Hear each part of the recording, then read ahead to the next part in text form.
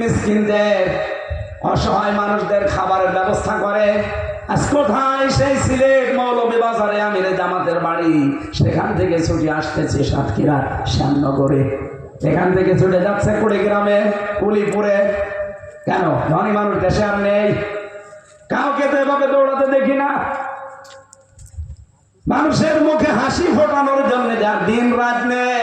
আমার সাথে বেচারা ছেলে ছিল, আমি জেল থেকে বের হয়ে বাড়িতে গেলাম মা বাবার কাছে, স্ত্রীর কাছে, সন্তানের কাছে, আর উনি জেল থেকে বের হয়ে একবারে চলে এসেছে সাতক্ষীরায়। মুহাদ্দিস আব্দুল খালেক মন্ডল রহমতুল্লাহ আলাইহি তার কবর দেখতে এই যে অধ্যক্ষ জেলখানে মারা গেছে।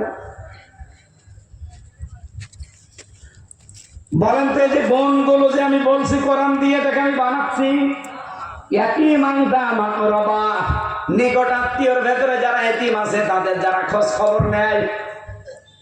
আপনি ধর্ম আত্মীয় পাঠিয়েছে সেই যশোরে প্রতি মাসে মাসে 3 বার করে যায়, অথচ নিজের আত্মীয় স্বজনের ভেতরে আপন বোন গরিব মানুষ বছরে 1 বারও যায় না।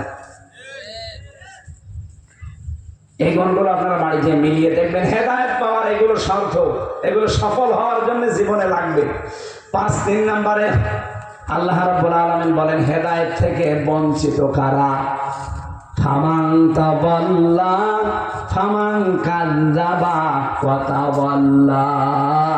যে লোকটা কোরআনের কাছে ডাক দেওয়া হয় কিন্তু আল্লাহর কোরআনের কথাগুলো সব বিশ্বাস করতে চায় না, মিথ্যা মনে করে আর অহংকার করে মুখ ফিরিয়ে চলে যায়, এই মানুষগুলোকে আল্লাহ হেদায়েত থেকে বঞ্চিত করে দেয়। বলেন নাউজুবিল্লাহ। আমরা এই চরিত্র যেন না বানাই। মেয়েরা যারা এসেছেন, আমি জেলখানায় বসে বসে মেয়েদের 2টা বই লিখেছিলাম, পারিবারিক জীবনে, দাম্পত্য